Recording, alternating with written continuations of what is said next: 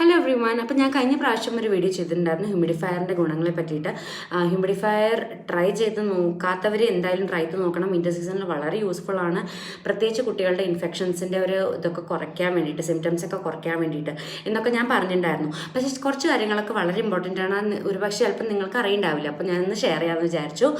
Important ആയിട്ടുള്ള ഒരു കാര്യം എന്താ വെച്ചാൽ, നിങ്ങൾ മൂക്കിൻ്റെ തൊട്ടടുത്ത് അല്ലെങ്കിൽ കിടക്കുന്നതിൻ്റെ തൊട്ടടുത്ത് വെക്കരുത്. അങ്ങനെ വന്നു കഴിഞ്ഞാൽ പിന്നെ അതിൻ്റെ ആവിയും ഒക്കെ കൊണ്ട് ചിലപ്പോൾ തലയൊക്കെ നനഞ്ഞു പോവും, പിന്നെ വീണ്ടും സിംറ്റംസ് കൂടുതലുള്ളൂ. അതുകൊണ്ട് കുറച്ച് ഡിസ്റ്റൻസിൽ വെക്കുകയാണ് എപ്പോഴും നല്ലത്.